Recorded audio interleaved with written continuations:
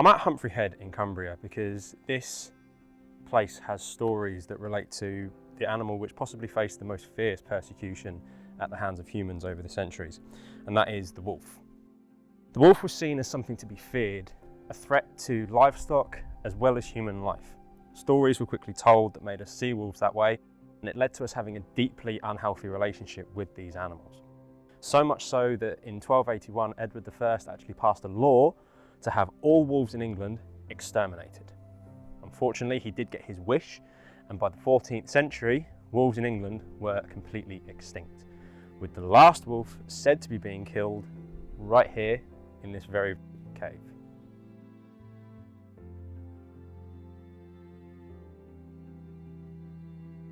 I wanted to learn more about these animals and if it would be viable to see them back in the UK someday. The UK is currently facing a huge problem with deer species due to the size of their population. It is estimated we currently have over 2 million deer in the UK, and although they are gorgeous animals, they are having negative impacts, causing millions of pounds worth of damage to agricultural land, damaging our ecosystems through overly intensive grazing, and also being involved with over 74,000 road traffic accidents per year. To find out if wolves would be a viable solution to this problem, I needed to go somewhere with wolves and speak to someone with as much experience as possible. Daniel is the founder of Lobo Park in Antequera, southern Spain, and he has lived with wolves at his park for over 23 years, only spending a total of 5 days away from them in that time. So the target of all this was to have the possibility to study these animals close, well, in captivity, but as far as possible wild.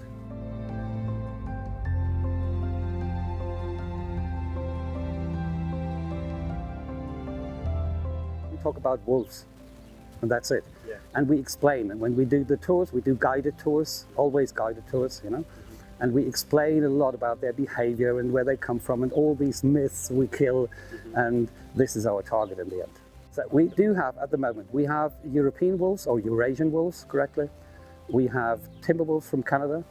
We have Hudson Bay wolves from Canada, the white ones. And we have the Iberian wolf. And then we have some Ukrainian hybrids that came here by accident. Most of what people think about wolves, it's wrong.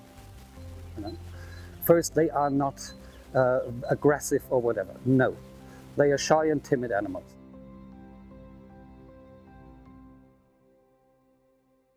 But even wolves that are used to human beings every single day of their life. If I get close and I just clap my hands, you will see they, yeah, they go. What do you think a wild wolf would do? Only the shy wolves survive. The open-minded wolves were shot first. Really, nobody has to fear wolves in the wild, that they attack him or go. We are not on their prey list. Simple thing. We are not on their prey list. In former times, it was normal. We always used to use and abuse others for blaming. You know, when something happened, whatever, the wolves. It's easy. They have no lawyer. And this is mostly the reason why people completely misunderstand these animals. Well, it's in the end, they're opportunists. You know, they would take normally anything that is around in the forest because they can.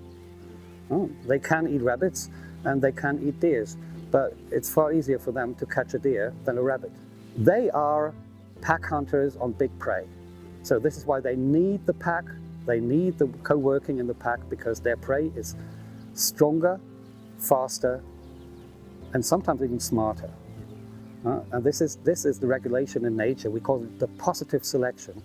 It means a predator is never allowed to be stronger, faster, and smarter than the prey, because otherwise he would extinct the prey. They are there to take out the ones with diseases, the ones with any kind of sickness, the old ones and whatever. And so they keep the population of their prey healthy, young, and strong. They take the diseases out, they take everything out. So this group of deer will be healthy, will be good, and not overpopulated, yeah, to ruin all the green life. Yeah. You know? So everything in nature makes sense as long as we don't touch it. You know, Yellowstone, ruined by whitetail. Yeah. You know? Yeah, predator missing. Yeah. And a hunter cannot do the job because no hunter is able to be as selective as a wolf. Hunters see what they see, and mostly they go for the trophy. That's even worse, because you kill the best animals and leave the rest. The wolves do exactly the opposite. They take out that what is not healthy and strong, but they let them big ones live, and they give their genes to the next generation. This is nature's plan, not us, to kill the biggest horns or whatever.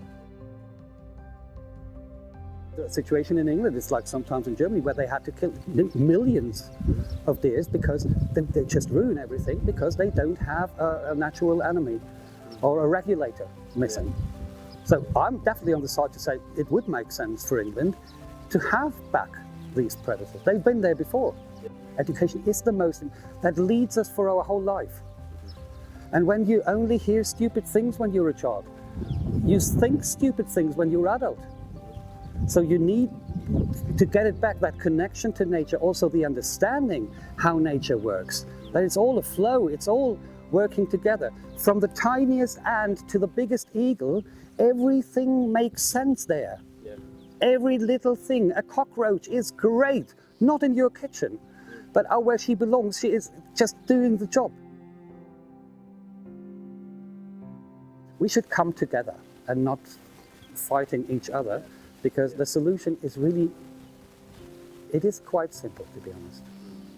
And if those people, instead of doing demonstrations, whatever, if they would collect some money and say, come on, you know, now we help some farmers with fencing or with that or this, they would definitely do much more for the wolf, but it's not so great in public. So could we possibly see the wolves back in the UK? From an ecological standpoint, yes, absolutely. We've seen what they can do in Yellowstone. And with the deer problem that we currently have in the UK, they would certainly help with that. But that's not our biggest problem. We are. We need to get rid of all those myths that surround not just wolves, but wildlife in general. Education needs to be better right from a young age so that we can learn to live with these animals.